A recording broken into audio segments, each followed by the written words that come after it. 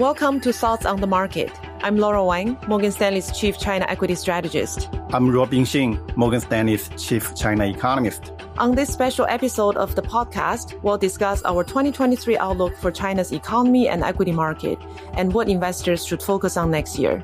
It's Thursday, December 8th at 9 a.m. in Hong Kong. So Robin, China's reopening is a topmost investor concern as we head into next year. You've had a long-standing call that China will be reopening by spring of 2023. Is that still your view, given the recent COVID policy changes? Yes, that's still our view. In fact, recent developments have strengthened our conviction on that reopening view. After several weeks of twists and turns following the initial relaxation on COVID management on November 10th, we think policymakers have made clear their intent to stay on the reopening path. We have seen large cities including Beijing, Guangzhou, and Chongqing all relaxed COVID restrictions in last week.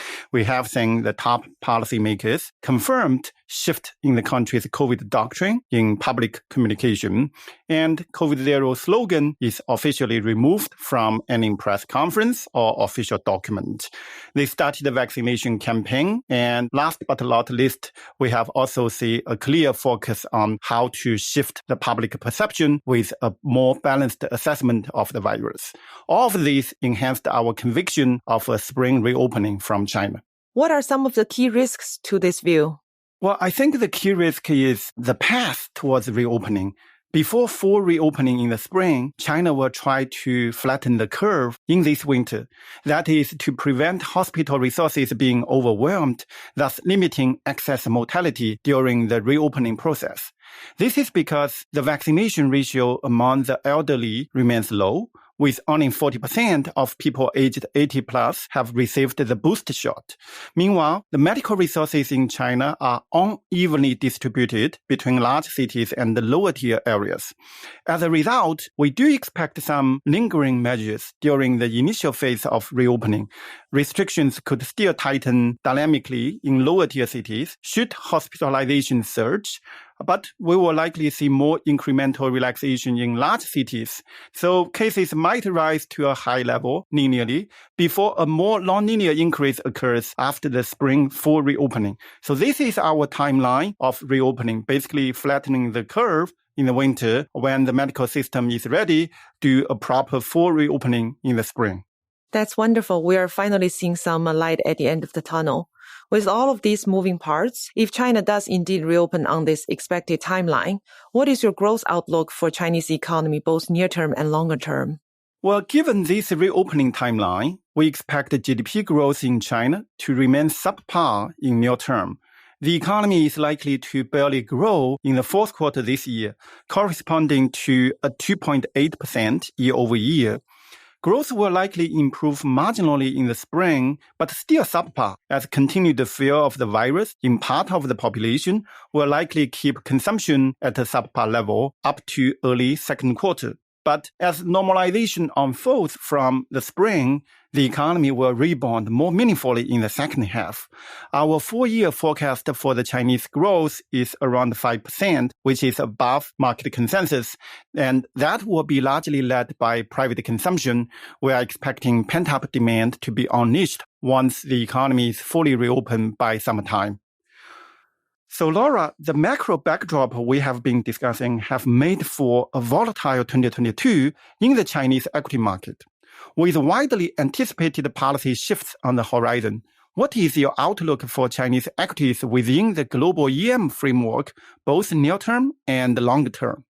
This is actually perfect timing to discuss it, as we have just upgraded Chinese equities to overweight within the global emerging market context after staying relatively cautious for almost 2 years since January 2021.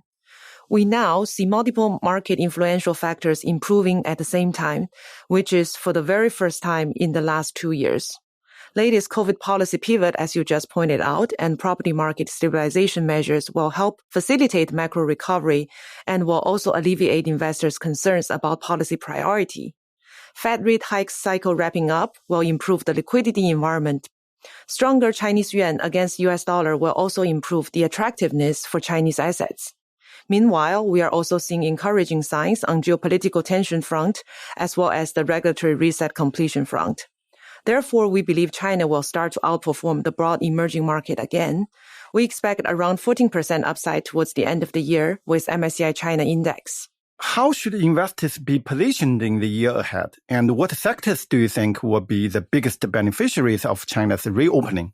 Two things to keep in mind. Number one, for the past 3 years, we've been overweight A-shares versus offshore space, which had worked out extremely well, with CSI 300 outperforming MSCI China by close to 20 percentage points on a currency hedge basis over the last 12 months.